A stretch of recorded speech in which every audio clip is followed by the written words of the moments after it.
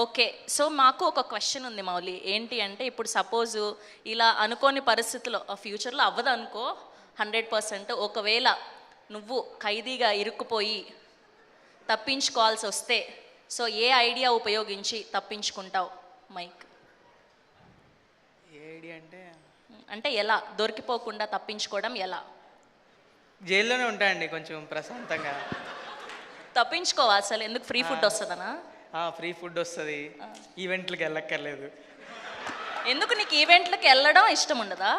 అంటే ఇంట్లో నుంచి బయటికి వెళ్ళడం ఇష్టం ఉండదండి కొంచెం. మా రూమ్మేట్ సింజి ఆహా, ఓకే. మొత్తానికి మాకు ఆన్సర్ వచ్చేసింది. అసలు తప్పించుకోరు మీరు, అంతేనా? అయితే చూడండి, త్వరగా ఏదైనా తప్పు చేసేస్తే కూర్చోబెట్టేస్తాం జైల్లో. ఓకేనా?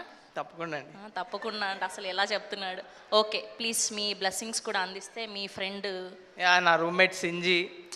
యాక్చువల్లీ నేను నా ఫ్లాట్లోనే జరిగింది మ్యూజిక్. సో ఒకరోజు నేను ఫ్లాట్ రాగానే నలుగురు కేజీఎఫ్ విలన్లా ఉన్నారు ఆ సోఫాల మీద కూర్చొని. అసలు ఏంది వీళ్ళు, సింజిత్ గడు ఏదో తేట పని చేసి ఉంటాడు, కొత్త వాళ్ళు కొట్టడానికి వచ్చారు అనుకున్నా నేను ఖచ్చితంగా. కానీ అడిగితే స్వీట్ వాయిస్ హలో బ్రో అని పరిచయం చేసుకున్నారు. ఆరంభం డైరెక్టర్, ఆరంభం ప్రొడ్యూసర్, ఎగ్జిక్యూటివ్ ప్రొడ్యూసర్, చాలా స్వీట్ పర్సన్స్. అసలు సింజిత్ గురించి చెప్పాలంటే సింజిత్ అసలు ఏ పనిలో అయినా 100% పెట్టాలనుకుంటాడు. మనం చేసిన వర్క్లో 100% పెట్టి ఖచ్చితంగా బాగా చేయాలి, అవుట్పుట్ మంచిగా ఉండాలి. ఏదో చేసామంటే చేసామన్నట్టు ఏది చేయడు. సో డెఫినెట్లీ అవుట్పుట్ బాగుంటుంది.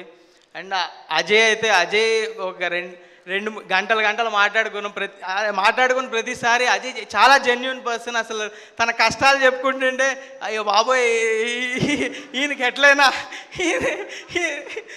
నేను బాగా పోయినా పర్లేదు, ఈయన బాగుండాలి అనిపిస్తుంది.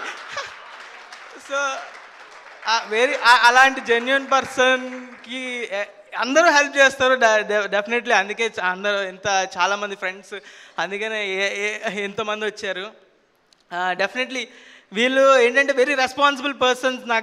నాకు తెలిసినంత వరకు ఏదైనా పని ఇస్తే ఖచ్చితంగా రెస్పాన్సిబుల్గా ఇది పక్కా మనం 100% ఇచ్చి చేయాలన్న మనుషులు. సో డెఫినెట్లీ ఆ అవుట్పుట్ అనేది అలాగే వస్తుంది.